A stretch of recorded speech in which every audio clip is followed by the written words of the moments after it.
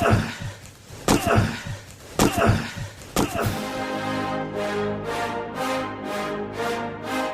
rolls out to the right, pitches off to Taylor, and Taylor's to the 20, down to the 15, down to the 10, 5, 4, 3, 2, 1. Touchdown, Billy Taylor!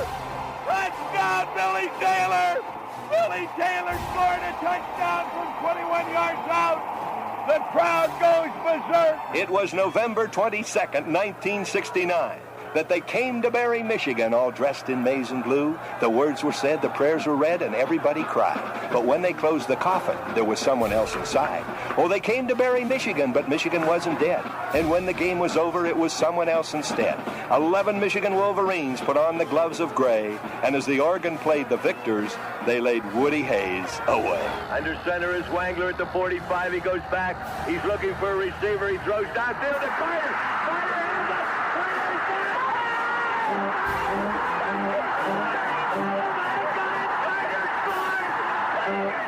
Who's got it better than us? Nobody!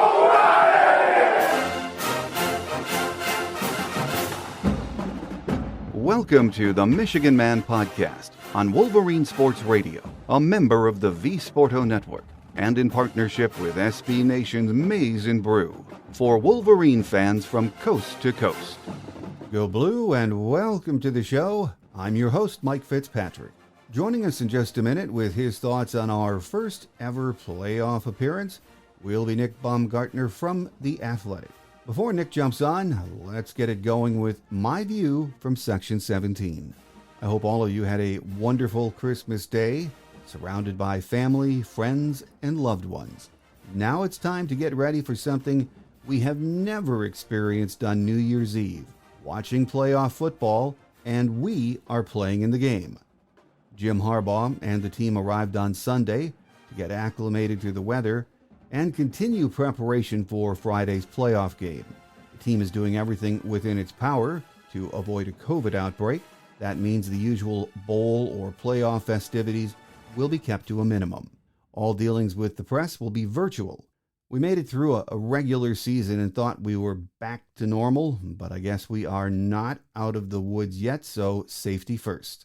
So the game week experience may not be as festive as it has been in past years, but this is a business trip. And most players we've heard from are more than focused on New Year's Eve and beating Georgia. As the final hours of 2021 tick down, we will be glued to our TV sets, or, if we're lucky, they're in Miami watching the game. What Jim Harbaugh, his staff, and team have accomplished this year really does boggle the mind. And let's be honest, at this time last year, did any of us think that 365 days later, we would be celebrating a 12-1 record, a thrashing of Ohio State, and whipping Iowa to claim our first Big Ten championship in 17 years? No, I'm certain none of us did. It has been an exhilarating ride, and it's not over. Georgia stumbled against Alabama in the SEC championship game, but make no mistake about it. They are a supremely talented team, and more than anxious to prove that game was a fluke. We are on a roll, though, playing our best football down the stretch, and improving in every phase of the game. I don't think we've peaked yet either, and I can't wait to see us take that next step on Friday night in the Orange Bowl. My guest today says sure, Georgia has a roster loaded with NFL talent, but Michigan is not afraid of them. He says Georgia might win the game, but Michigan is a tough out, and it will be a dogfight guaranteed. Joining us next on our Game Day segment is beat writer Nick Baumgardner from The Athletic. So stay with us.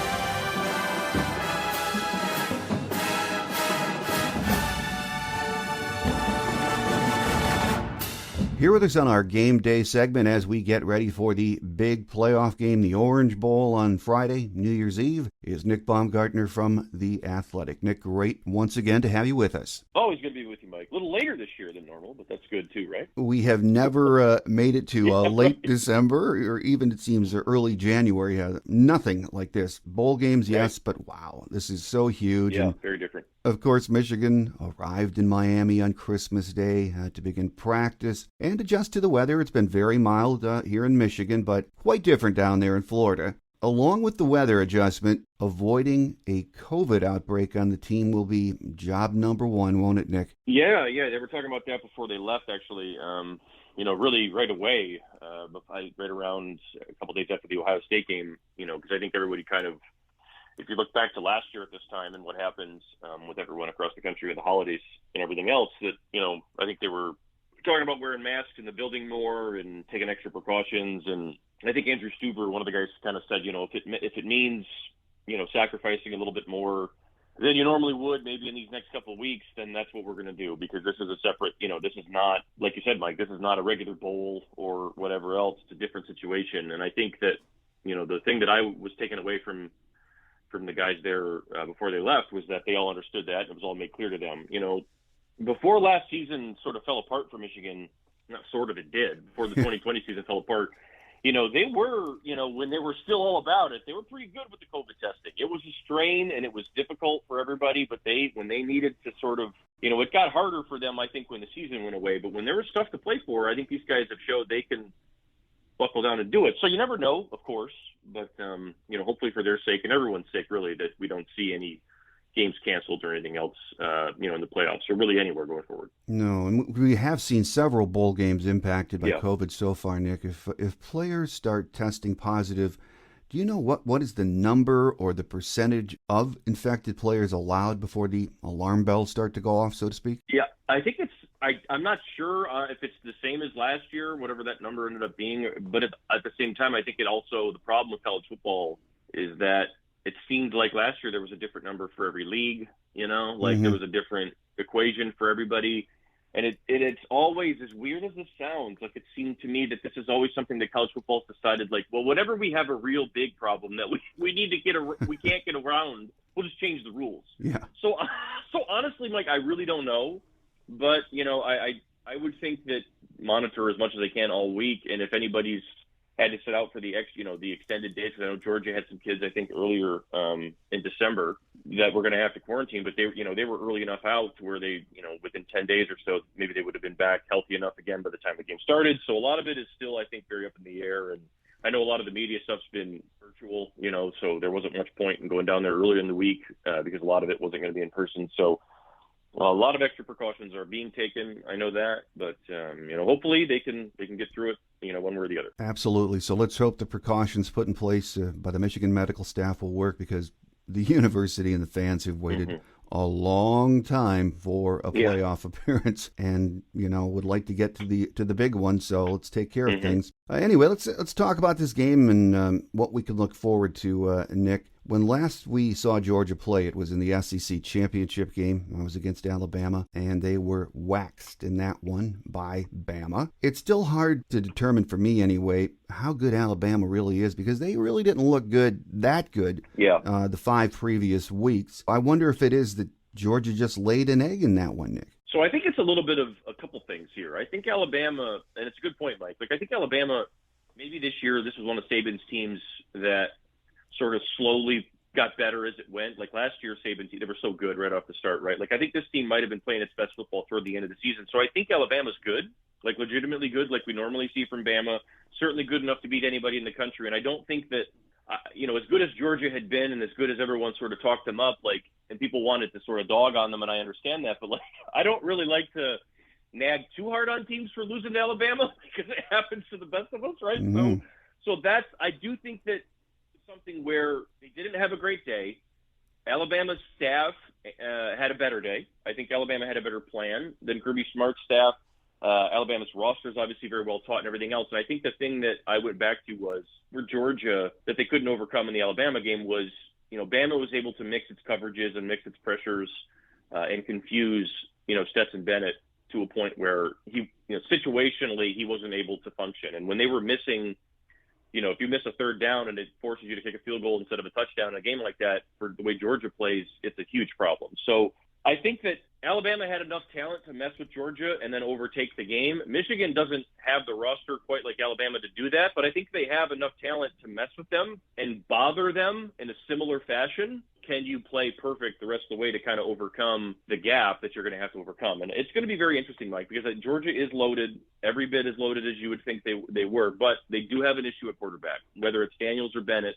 And I think that leaves the door open. And I think that's why you've seen and probably heard from a lot of people look at this game and say, I think Michigan actually has a chance here. I think they have more of a chance than people realize, but a lot of things have to go right for Michigan at the same time. Well, that Georgia defense, until the Alabama game, had been absolutely dominant this year. I think they're giving up 17 points a game on average. And it all starts with that defensive front with Jordan Davis, just a huge and a great player, Jalen Carter, Devontae Wyatt, and among many others.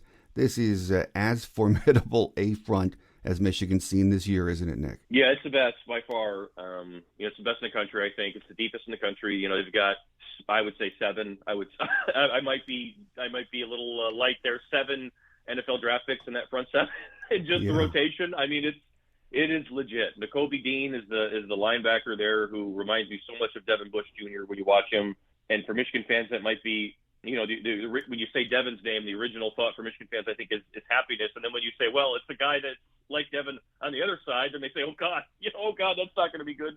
So they have guys that just can run and hit, and they're smart, and they cover so much ground, and it's really hard to do anything with Georgia. But the thing that Bama did, and this is, again, Michigan, they don't have the firepower that Bama does all the way, but the team is sort of built from a similar cloth, I guess, and that Bama came right at Georgia, right? They went downhill, they went right at them and said, we're going to take our stuff and go at your best stuff and make your best players be at their best today. That's what we're going to do. And you know what? Georgia's guys didn't have a horrible game, but they weren't perfect, and Bama had enough to kind of exploit and take off. And I think that if you're Michigan, you can't be afraid of them, similar to the way they played against Ohio State. You have to punch them, you have to go at them, and you have to see how they react. Because in that game against Alabama, I think Georgia had gotten used to beating on people early, and then you get to the end of the second quarter, and that other team is starting to fade away.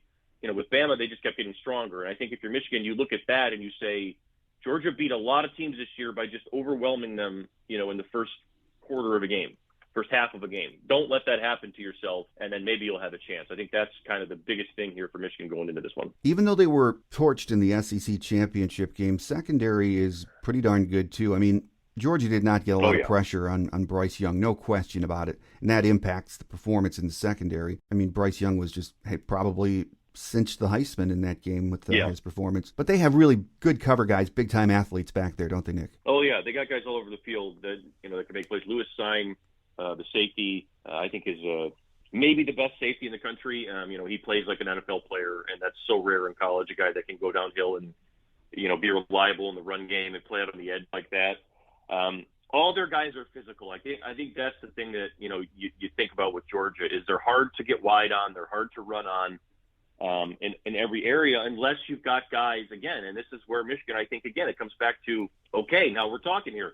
If you've got guys as receivers and tight ends that want to get out wide and thump with those dudes, then you have a chance. And Michigan, again, Michigan's got, I would say, probably the best battery of blocking receivers and tight ends in the Big Ten. One of the best groups in the country. Bama was the same thing, and they were able to make some hay in that game by getting out and testing those corners in ways they weren't maybe all the way ready for. Now, the trick there, Mike, I guess, is that Georgia's defense was probably woke all the way up in the Alabama game. There might not be any lingering hangover, but I do think, some of the trails of clues maybe that Bama left and how they attacked Georgia, I think Michigan can maybe borrow some of those, because I do think that for all of the great stuff Georgia has on defense, and they do, the way to beat teams like that is to have guys that just aren't afraid. And Michigan this year, I think, Mike, we can say that safely now after watching them for 13 games. All the guys that you need to make courage plays against a team like this, they have the guys to do it. They've done it all year. Stanger Still, Cornelius Johnson, guys outside, they're going to have to make physical plays and make tough, challenged catches, tough blocks, right? Like, they have guys that have done it all year. So it's hard to it's hard to really wash Michigan away in this one and say you have no chance, because we've seen them rise to the occasion, and we've seen guys, kind of been asked to perform like this sort of before, and they did it against Ohio State. So I'm curious to see how it shows up. I think we're going to see a good game. Be surprised if it's not, I guess. You never know, but I think we're going to see a good game, and I think it's going to be competitive. So as far as a game plan goes for Josh Gaddis and that Michigan offense, I'm sure he's going to have a few wrinkles for Georgia, but as you were alluding to just a moment ago, you can't change your philosophy for one game. I mean, you still have to do what you do best, which is what Alabama did to them, which means run the football, balance the attack. Yes, it is easier said than done, Nick, but they just have to do it better than they have so far this year. Yeah, absolutely. Great point, Mike. And I think the thing that Gaddis has been so good at this year, and better at this year than any other year, really has been, they haven't deviated ever from what they are and who they are. It's just been when Josh has put new things in or tweaked things, they've been added wrinkles within the context of something that they already are. You know what I mean? So it's like it's an added layer to something that we've already seen, or something that's a little bit tweaked here, or a little bit tweaked there, that works better against that look or that defense. They've just done such a good job of being in, Gaddis and Sharon Moore, of being in tune and connected, I think, with Matt Weiss too, really, with the guys, with the players, and what they can do, what they can do well, maybe what they don't do well. You stay away from the stuff they struggle with. You lean into the stuff they do really well. You lean into the stuff they get excited about, and you kind of work with the guys. And I think that we talked to Bastardas and all these guys this year about the communication that works both ways. I think Michigan will stay to itself and stay true to what it's been, but I think that as we've seen all year, there'll be little things here and there that are kind of special for this game, but also not something that you would be like, well, I can't believe they ran that. That's so out of character for them to run, right? Like, I think all of it'll be stuff that we're familiar with and stuff that we've seen before. But you're right that the thing that separated Michigan this year is I think they've been able to have calls offensively that fit with the game plan of what they want to do, but haven't necessarily been overly predictable to a point where we all know what's coming exactly that way, right? So they've done a really good job of that this year.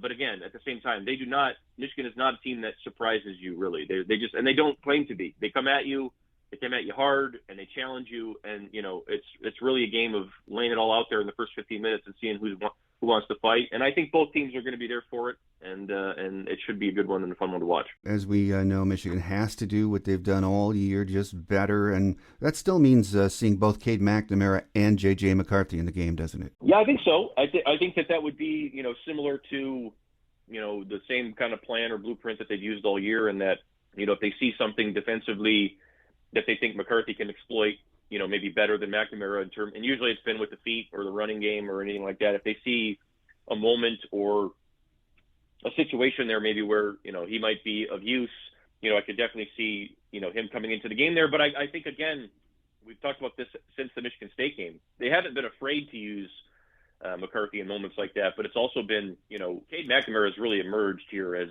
the steady hand and the guy that you really want in there when things are dicey. So I think you have to be really careful with that still, but you also can't be afraid. It's a balance.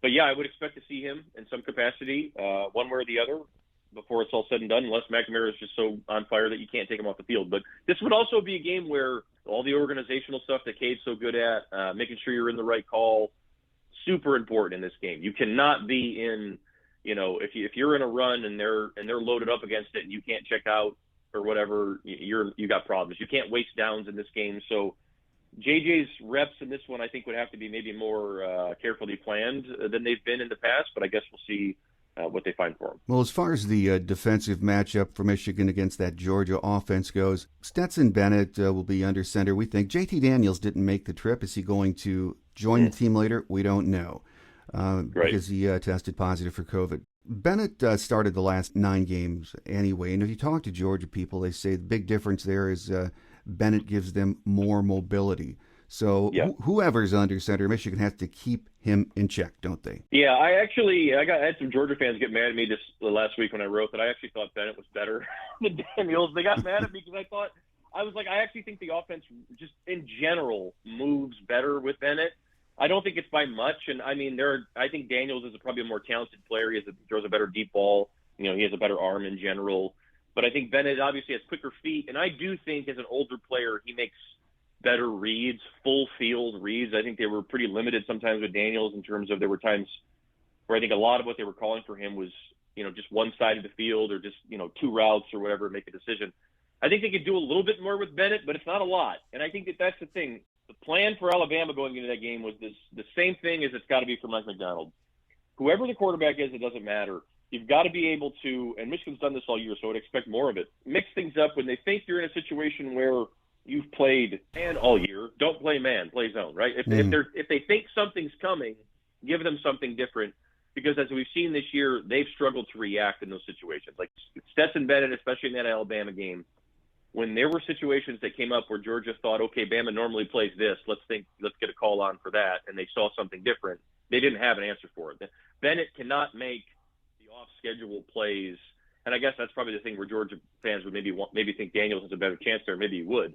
But Stetson Bennett is not great at the ad lib, okay, the play is broken, I need to figure something else out here. That's not his game. So if you can get them off one and read two, and heaven forbid, make a Georgia quarterback go to a third read, I think you're in good shape, because he's gonna give you opportunities to either make a play on the ball or get off the field with a punt or something like that. So that's how Alabama won the game. They were able to shrink that thing down, and Georgia obviously cuts it the same way Michigan does, and it's going to be, we want to make those long drives, we want to chew clock, lean on our defense. But if you make them go 12 plays and they kick a field goal, that really changes a lot, right? As we've seen with Michigan. So those are the things that I think you're looking at in this game. 3rd and 5, at the 30. You have a call that gets you off the field, right? Like those are the situational moments where Mike Macdonald has to be great. Because I think Michigan, as we've seen all year, defensively, they have some stars, but, they also have a lot of guys who play really hard that have been kind of battling up against maybe more talented players in certain situations. That's going to be the same in this game. But the calls on the sideline have helped those guys a lot this year, and they have to be there again in this one. And I think if you're Michigan, you're hoping that Mike Macdonald is at his best, because I think you'll need him to be. Well, when you look up and down this Georgia roster, Nick, you see just a lot of 5-star, 4-star guys. And, everyone says they're loaded with NFL talent. And really they have been for years, but they've never found a way to climb over that Alabama mountain in the playoff era. That puts a lot of pressure on Kirby Smart and his team to deliver, doesn't it? Oh my God, yeah. I like, this is such a weird situation. I think for Georgia, I don't know if we can compare it to anything else. Like you said, Mike. I mean, they've had wild success at Georgia under Kirby Smart in every area, but beating Alabama and winning a national title. The only thing really at the end of the day when you're this good that actually matters. So you're going into a playoff game now again, and the fan base, I would think, is looking at Kirby Smart with like, you better not lose this, man. Like, if you choke here or blow this, we're going to have problems this winter, right? Like, I think that's the vibe I feel, speaking with Georgia people or whatever else. And it's awkward and weird. It's not all the way there because obviously they know Kirby Smart's been great, but there is a tenseness there that there's not with Michigan, right? Michigan, you're in the playoff. There's no house money here. That's not a thing. You make it this far, these games are too important to be called house money situations. But there's definitely something to be said about, Michigan can leave this game, if it plays hard and plays well and still comes away with a loss. They're going to leave the game still feeling pretty good about their season and happy with where they're at and going as a program. If Georgia leaves this game with a loss, they're going to be miserable, absolutely miserable. So I think we know what that can do to teams in college football, before you go into big games. And it's going to be a massive test for Kirby Smart's, probably the biggest test of his entire process, the biggest non-Alabama test of everything he's been through at Georgia. Because if you lose this one, Harbaugh, Mike, mm-hmm. I mean, after all this stuff, I was at the satellite camp when Kirby came in the helicopter when Harbaugh showed up in Atlanta the one year. Like, if you lose this one to Jim Harbaugh, I don't think it's going to go well for you in Georgia. And I think he knows that, and I think you're right, Mike. I think that's definitely something to watch as this game starts. What's the level of confidence, nervousness, whatever you want to call it, on Georgia's side? Because I think we know we would expect Michigan to be pretty loose and I think confident going into this game. There would be no reason for them not to be. Georgia, there's a lot of reasons for them not to be, and I'm curious to see how they look kind of heading into the stadium. Well, I think it's fair to say most college experts think Georgia, if they play their game, and they're going to win comfortably. Mm-hmm. That seems to be what you read and hear. But Michigan also is a very talented team. They finished on a roll. They are confident. And something tells me they have yet to peak, Nick. So deep down, Yeah. I think this is going to be a lot better game than a lot of people, especially SEC people, think. I agree. I do. And I think, like you said, Mike, I think I can absolutely see a scenario where Georgia just overwhelms Michigan and it becomes something where, hey, they just have too much and there's nothing you can do about it and you got to go home. I can see that happening. But this is the best team Harbaugh's had here and still a Jim Harbaugh team. And the best Jim Harbaugh teams throughout history, the thing they have in common is that they're incredibly tough outs. They're incredibly difficult to kill. You know what I mean? When they're really good and they're really together and they're tough, like this one is. This is the toughest one he's had at Michigan. This might be the toughest college team he's had, period. They're tough to put away. And I think that everyone who listens to this show, Mike, knows what I'm talking about when I say that. And I think everybody who watches Georgia knows that too. They know what I'm talking about when I say that. These guys, you had better really put them away if you're going to beat them, right? I think that's the kind of situation we saw. And even in the Michigan State game, it took a Herculean effort from one of the best players in the country this year, to put them away in a game where they didn't have their best stuff. And, it was like they keep coming in a way that I think we've seen this year that's consistent and you can kind of expect it and count on it.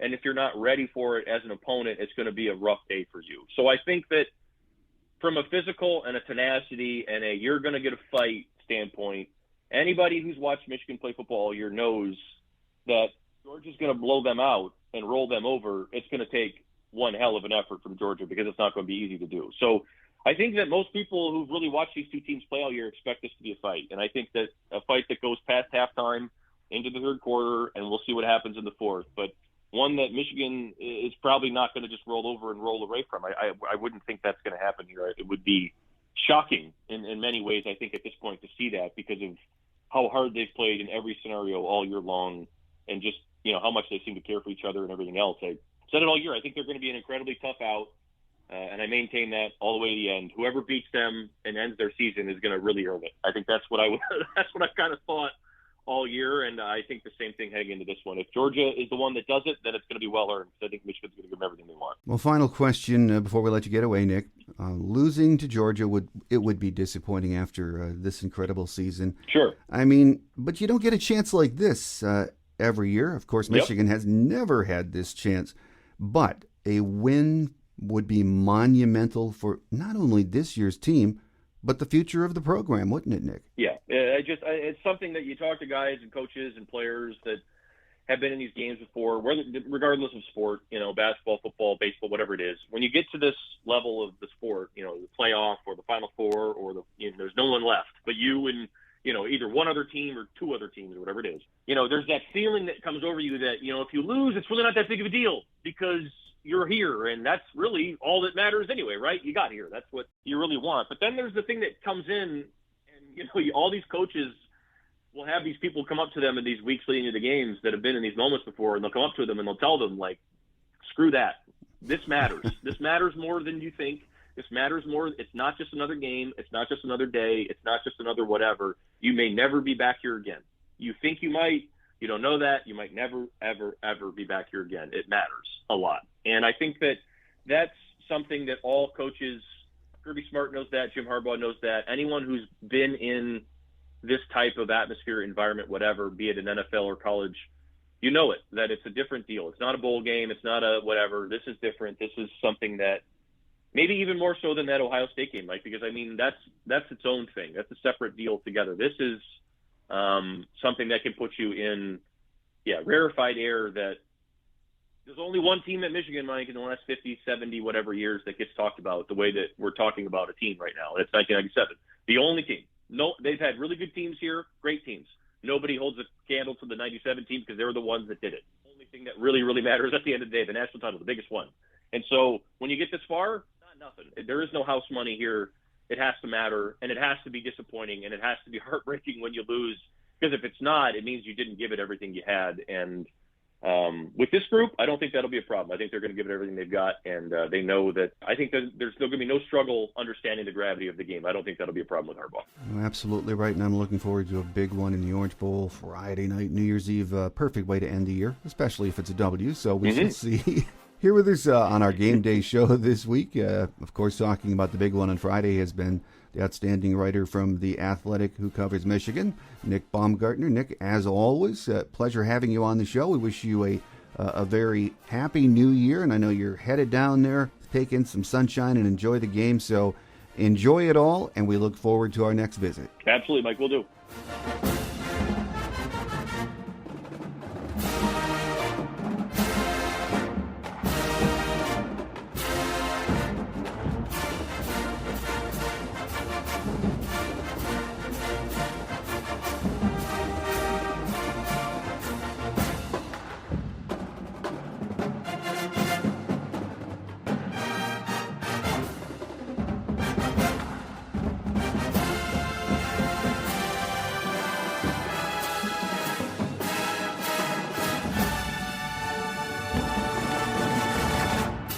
On Quick Hits today, COVID precautions will limit media coverage this week, as we mentioned at the top of the show, which is too bad.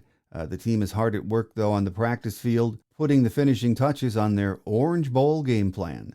On Thursday's show, we will have injury updates and my closing thoughts on our first ever playoff appearance. So come on Friday, get here. Like you, I cannot wait for the opening kickoff.